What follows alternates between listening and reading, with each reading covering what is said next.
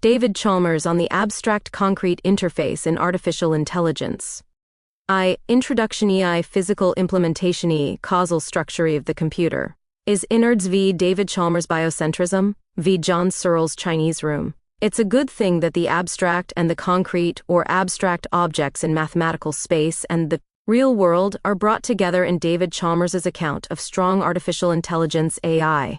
Often it's almost or literally as if AI theorists believe that, as it were, disembodied computations can themselves bring about mind or even consciousness. The same can be said, though less strongly, about functions or functionalism. This, as John Searle once stated, is a kind of contemporary dualism in which abstract objects computations algorithms. The contemporary version of Descartes' mind substance bring about mind and consciousness on their own. To capture the essence of what Chalmers is attempting to do, we can quote his own words when he says that it's all about relating the abstract and concrete domains. And he gives a very concrete example of this. Take a recipe for a meal. To Chalmers, this recipe is a syntactic object. However, the meal itself, as well as the cooking process, is an implementation which occurs in the real world. So, with regard to Chalmers' own examples, we need to tie Turing machines, Pascal programs, finite state automata, etc. to cognitive systems in the real world which are concrete objects, physically embodied and interacting causally with other objects in the physical world. In the above passage, we also have what may be called an externalist as well as embodiment argument against AI abstractionism. That is, the creation of mind and consciousness isn't only about the computer robot itself. Chalmers' physical world is undoubtedly part of the picture too. Of course, most adherents of strong AI would never deny that such abstract objects need to be implemented in the physical world. It's just that the manner of that implementation, as well as the nature of the physical material which does that job, seems to be seen as almost or literally irrelevant. Physical implementation. It's hard to even comprehend how someone could believe that a program alone could be a candidate for possession of or capable of bringing about a conscious mind. Perhaps no one does believe that. In fact, it's hard to comprehend what that could even mean. Having said that, when you read some AI literature, that appears to be exactly what various theorists believe. However, instead of the single word program, AI theorists will also talk about computations, algorithms, rules, and whatnot. But these additions still amount to the same thing: abstract objects bringing forth consciousness and mind. So we surely need the correct implementation of such abstract objects. It's here that Chalmers himself talks about implementations. Thus, implementations of programs, on the other hand, are concrete systems with causal dynamics, and are not purely syntactic. An implementation has causal heft in the real world, and it is in virtue of this causal heft that consciousness and intentionality arise. Then Chalmers delivers the clinching line. It is the program that is syntactic, it is the implementation that has semantic content. More clearly, a physical machine is deemed to belong to the semantic domain, and a syntactic machine is deemed to be abstract. Thus, a physical machine is said to provide a semantic interpretation of the abstract syntax. Yet, how can the semantic automatically arise from an implementation of that which is purely syntactic? Well, that depends. Firstly, it may not automatically arise. And secondly, it may depend on the nature as well as physical material of the implementation. So it's not only about implementation, it's also about the fact that any given implementation will have a certain causal structure, and only certain physical causal structures will or could bring forth mind. Indeed, bearing all this in mind, the notion of implementation, at least until fleshed out, is either vague or all-encompassing. For example, take the case of one language being translated into another language. That too is classed as an implementation. Thus, the problem of implementation is engendered by this question: how can something concrete implement something abstract? Then we need to the precise tie between the abstract and the concrete. That in turn raises a further question. Can't any arbitrary concrete physical implementation of something abstract be seen as a satisfactory implementation? In other words, does the physical implementation need to be an isomorphic, a word that Chalmers uses, mirroring, or a precise mapping of the abstract? And even if it is, how does that in itself bring about the semantics? And it's here that we arrive at causal structure. Causal structure. One can see how vitally important causation is to Chalmers when he says that both computation and content should be dependent on the common notion of causation. In other words, a computation and a given implementation will share a causal structure. Indeed, Chalmers cites the example of a Turing machine by saying that we need only ensure that this formal structure is reflected in the causal structure of the implementation. He continues, certainly, when computer designers ensure that their machines implement the programs that they are supposed to, they do this by ensuring that the mechanisms have the right causal organization. In addition, Chalmers tells us what a physical implementation is in the simplest possible terms. And in his definition, he refers to causal structure. A physical system implements a given computation when the causal structure of the physical system mirrors the formal structure of the computation. Then Chalmers goes into more detail. A physical system implements a given computation when there exists a grouping of physical states of the system into state types and a one-to-one mapping from formal states of the computation to physical state types, such that formal states related by an abstract state transition relation are mapped onto physical state types related by a corresponding causal state transition relation. Despite all that, Chalmers says that all the above is still a little vague. He says so because we need to specify the class of computations in question. Chalmers also stresses the notion of correct mapping. And what's relevant about mapping is that the causal relations between physical state types will precisely mirror the abstract relations between formal states. Moreover, what is important is the overall form of the definition, in particular, the way it ensures that the formal state transitional structure of the computation mirrors the causal state transitional structure of the physical system. Thus, Chalmers stresses causal structure.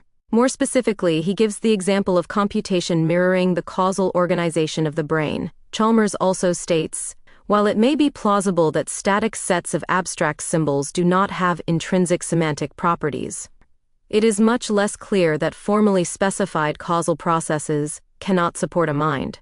In Chalmers' account, the concrete does appear to be primary in that the computational descriptions are applied to physical systems because they effectively provide a formal description of the system's causal organization. In other words, the computations don't come first, and only then is there work done to see how they can be implemented. So what is it exactly that's being described? According to Chalmers, it's physical, concrete causal organization. And when described, it becomes an abstract causal organization. That's if the word causal can be used at all in conjunction with the word abstract. However, it is abstract in the sense that all peripheral non-causal and non-functional aspects of the physical system are simply factored out. Thus, all we have left is an abstract remainder. Nonetheless, it's still a physical concrete system that provides the input, as it were, and an abstract causal organization captured computationally that effectively becomes the output. Trending AI articles. 1. Introducing Oslo. 2. How to train a neural network to code by itself. 3. Paper repro, learning to learn by gradient descent by gradient descent. 4. Artificial Intelligence Conference.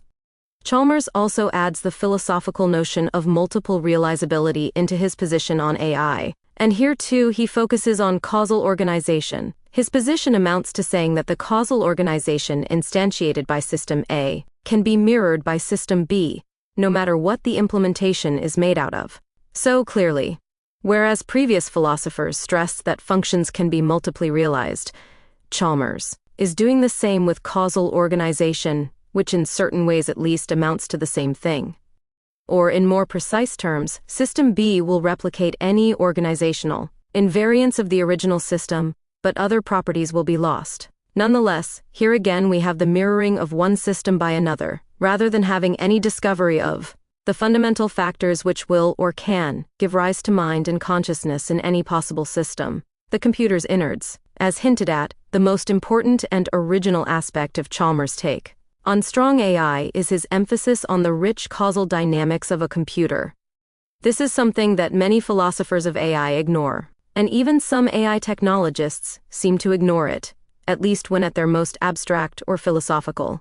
Chalmers firstly states the problem.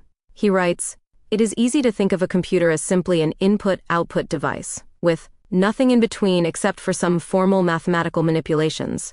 However, this was of looking at things leaves out the key fact that there are rich causal dynamics inside a computer, just as there are in the brain. So, what sort of causal dynamics? Chalmers continues.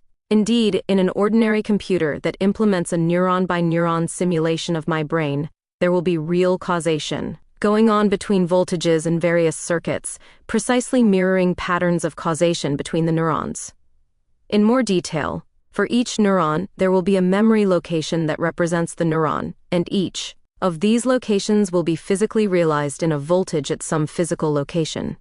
It is the causal patterns among these circuits, just as it is the causal patterns among the neurons in the brain, that are responsible for any conscious experience that arises. And when Chalmers compares silicon chips to neurons, the result is very much like a structuralist position in the philosophy of physics. Basically, entities, things, in this case, neurons and silicon chips, don't matter. What matters is patterns of interaction. These things create causal patterns. Thus, neurons in the biological brain display certain causal interactions and interrelations. Silicon chips suitably connected to each other also display causal interactions and interrelations. So perhaps both these sets of causal interactions and interrelations can be, or may be, the same. That is, they can be structurally the same, though the physical material which bring them about are clearly different. That is, one is biological, the other is non-biological. Though what if the material substrate does matter? If it does, then we'd need to know why it matters. And if it doesn't, then we'd also need to know why. Biological matter is certainly very complex. Silicon chips, which have just been mentioned, aren't as complex. Remember here that we're matching individual silicon chips with individual neurons, not billions of silicon chips with the billions of neurons of the entire brain. However, neurons, when taken individually, are also highly complicated. Individual silicon chips are much less so. However, all this rests on the assumption that complexity, or even maximal complexity, matters to this issue. Clearly, in the thermostat case, as cited by Chalmers himself, complexity isn't a fundamental issue or problem. Simple things exhibit causal structures and causal processes, which, in turn, determine both information and, according to Chalmers, very simple, phenomenal experience. David Chalmers' biocentrism. Nobel laureate Gerald Edelman once said that mind and consciousness can only be understood from a biological standpoint, not through physics or computer science or other approaches that ignore the structure of the brain. Of course, most workers in AI disagree with Edelman's position. We also have John Searle's position, as expressed in the following. If mental operations consist of computational operations on formal symbols, it follows that they have no interesting connection with the brain, and the only connection would be that the brain just happens to be one of the indefinitely many types of machines capable of instantiating the program. This form of dualism is not the traditional Cartesian variety that claims that there are two sorts of substances, but it is Cartesian in the sense that it insists that what is specifically mental about the brain has no intrinsic connection with the actual properties of the brain.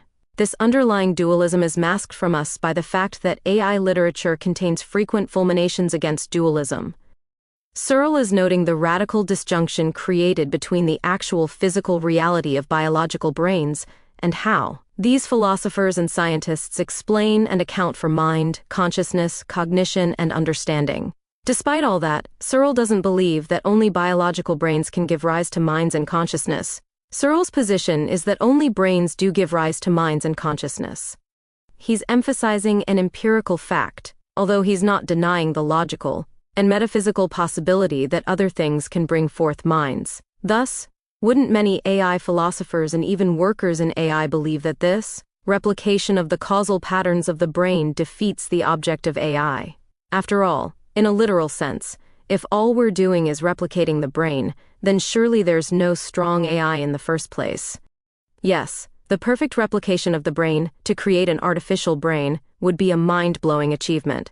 However, it would still seem to go against the ethos of much AI in that many AI workers want to divorce themselves entirely from the biological brain. So if we simply replicate the biological brain, then we're still slaves to it. Nonetheless, what we would have here is something that's indeed thoroughly artificial, but which is not a true example of strong AI.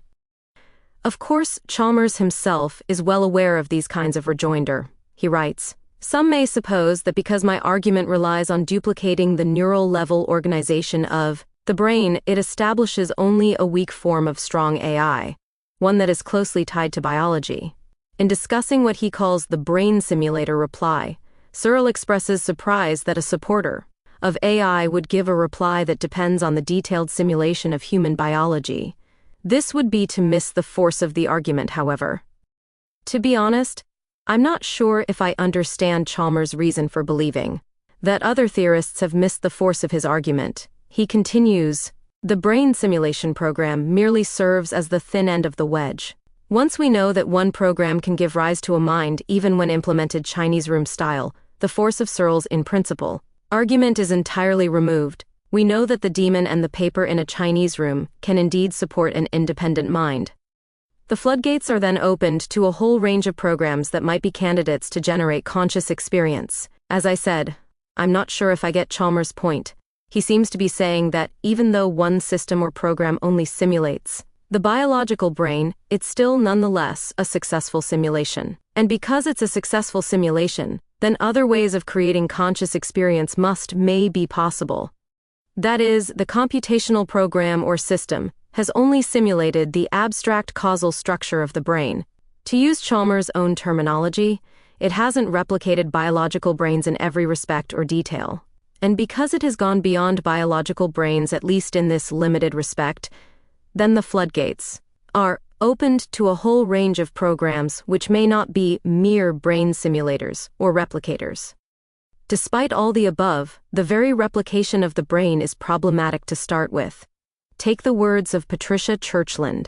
It may be that if we had a complete cognitive neurobiology, we would find that to build a computer with the same capacities as the human brain, we had to use as structural elements things that behaved very like neurons. Churchland continues by saying that the artificial units would have to have both action potentials and graded potentials, and a full repertoire of synaptic modifiability, dendritic growth, and so forth. It gets even less promising when Churchland adds, for all we know now, to mimic nervous plasticity efficiently, we might have to mimic very closely even certain subcellular structures. Readers may also have noted that Churchland was only talking about the biology of neurons, not the biology of the brain as a whole. However, wouldn't the replication of the brain as a whole make this whole artificial mind endeavor even more complex and difficult? In any case, Churchland sums up this immense problem by saying that we simply do not know at what level of organization one can assume that the physical implementation can vary, but the capacities will remain the same. That's an argument which says that it's wrong to accept the program implementation binary opposition in the first place. Though that's not to say, and Churchland doesn't say, that it's wrong to concentrate on functions, computation, or cognition generally. It's just wrong to completely ignore the physical implementation side of things. Or, as Churchland says at the beginning of one paper, it's wrong to ignore neuroscience and focus entirely on function, computations, algorithms, etc. John Searle's Chinese room. In respect to the points just made, Chalmers also tackles the Chinese room argument of John Searle. So is the Chinese room meant to be a replication or simulation, however abstract and minimalist, of the biological brain? If it isn't, then Chalmers immediately moving on to the Chinese room almost seems like a non sequitur. Except, as stated, Chalmers has said that once the brain simulator program has been successful in bringing forth a mind, then the floodgates are open, and that must include the well-known Chinese room. Chalmers gives us an example of what he calls causal organization, which relates to the Chinese room.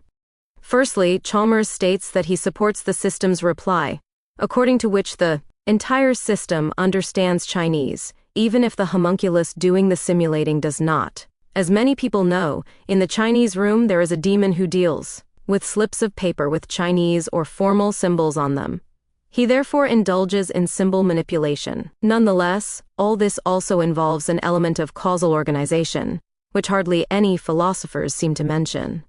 Chalmers says that the slips of paper, which contain Chinese symbols actually, constitute a concrete dynamical system with a causal organization that corresponds directly of the original brain. At first blush, it's difficult to comprehend what sort of causal organization is being instantiated.